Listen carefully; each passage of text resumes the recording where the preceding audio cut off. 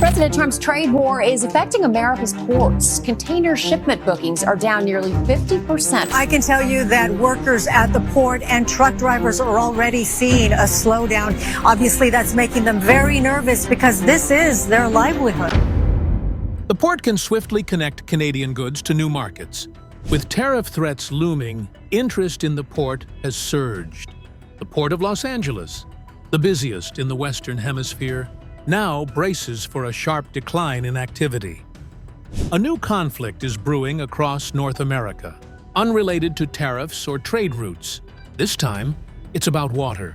Donald Trump has targeted Canada's rivers and lakes, calling them vital for America's survival as drought grips the South.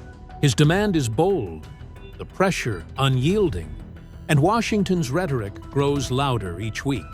In Ottawa, Prime Minister Mark Carney, once a quiet figure in finance, now stands firm as a defender of Canada's sovereignty. What began as disputes over steel, lumber, and cars has escalated into a showdown that could shift the continent's power dynamics. How far can this water struggle go before it turns dangerous? Trump's recent declaration has sparked one of the fiercest disputes in U.S.-Canada relations.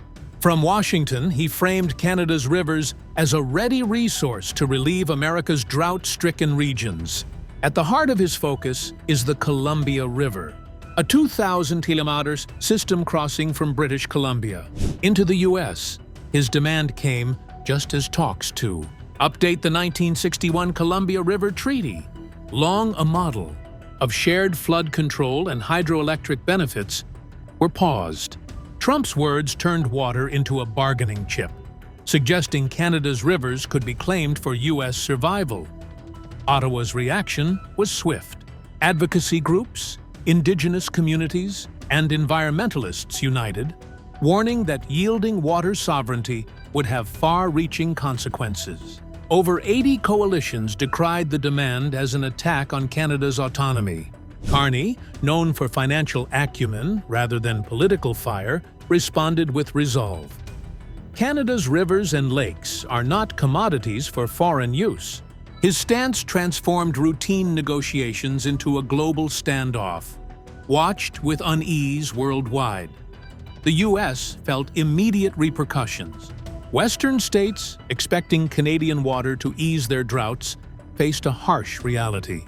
California, Nevada, and Arizona, reliant on water for agriculture, saw promised diversions vanish. In California's Central Valley, a hub for 40% of U.S. vegetables and two-thirds of its fruits and nuts, empty canals and reduced allocations replaced hope.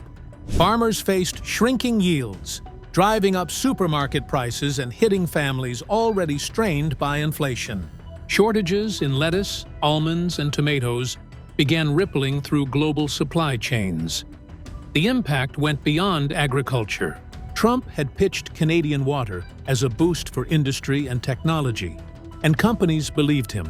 In Arizona, semiconductor plants consuming millions of gallons weekly expected a secure supply. Energy facilities, manufacturers, and heavy industries across the Midwest and Northwest faced broken promises. Production slowed, jobs were cut, and shortages loomed in electronics, autos, and defense manufacturing. In states like Michigan, Ohio, and Wisconsin, where Trump promised industrial revival, water scarcity led to layoffs and halted assembly lines. Energy producers struggled too. Hydroelectric plants in the Northwest, weakened by low reservoirs, turned to coal and gas, spiking consumer costs and undermining clean energy goals. Trump's vow of strength and independence faltered. Canada's refusal exposed U.S. reliance on its neighbors' resources. His suggestion to rethink the Great Lakes Water Quality Agreement, a pillar of cooperation, alarmed cities like Chicago, Detroit, and Cleveland, where millions depend on the lakes for drinking water. The idea that freshwater protections could be traded away shook trust in long-standing agreements. Markets reacted quickly. Investors flagged agriculture, manufacturing, and tech as high risk due to water insecurity. Stocks dipped and prices for food, energy, and electronics climbed. Canada's defiance marked a turning point. Carney's stand showed sovereignty trumped short-term gains, even under U.S. pressure.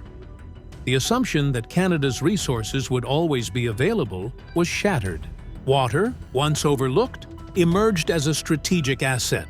In the 20th century, oil defined power. Today, water holds that role. Canada's reserves, once a quiet reassurance for the U.S., are now a global prize. From the Middle East's Euphrates to Asia's Mekong, water shapes geopolitics. Trump's clash with Canada elevated Ottawa's role as a gatekeeper of a critical resource. The Columbia River Treaty, once a symbol of cooperation, became a flashpoint. Trump's pause on its renewal signaled that even stable agreements could crumble. Globally, nations recalibrated their view of U.S. reliability.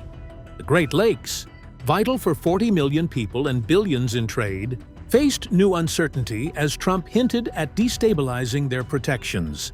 This rattled markets and raised doubts about water security. Beyond North America, China is eyeing Canada's water, offering investments for future access. For Beijing, water is as strategic as oil once was.